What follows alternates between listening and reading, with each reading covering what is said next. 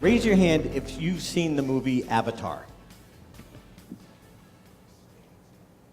Okay, if you haven't seen Avatar, I highly recommend it. Great movie. But here, as a speaker coach, I'm sitting in the movie theater watching Avatar. I wore my blue shirt for the occasion. They have blue skin if you weren't there. Anyway, so I'm watching Avatar. And this concept hits me. I can't not watch anything without the little coach in the back of my head, the coaching, teaching Darren. Okay, how can I use this? How can I use this? How can I use this to teach? I try and shut it off. That's why I don't watch movies at home. I go to the movie theater. And it's going over and over again. And I'm watching this, and this amazing analogy that James Cameron put together, I have to tell you about, because it's about connecting.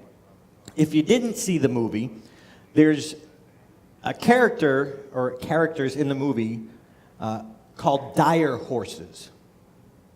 And the dire horse is much like our horse, except for one thing. The dire horse actually has a cue coming, they call it a cue, coming out of the back of its neck. It's part of the mane. And people, the Avatar people, the Na'vi, someone correct me, anything? Na'vi? The Na'vi people actually have a cue in their hair. So they have long hair and a ponytail, and the ponytail actually protects these nerve endings. That's what the cue is.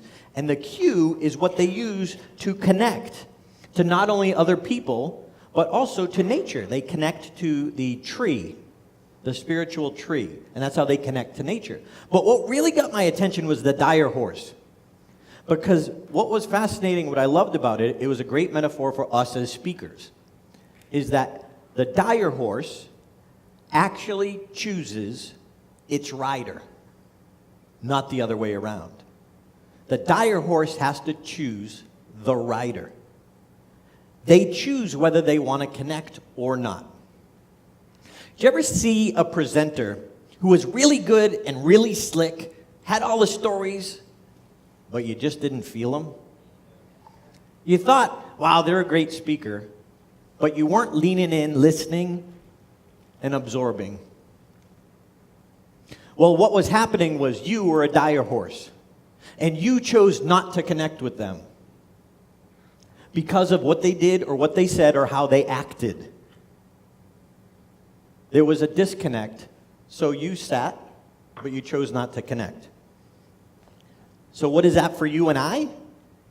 We need to be the person our audience wants to connect to.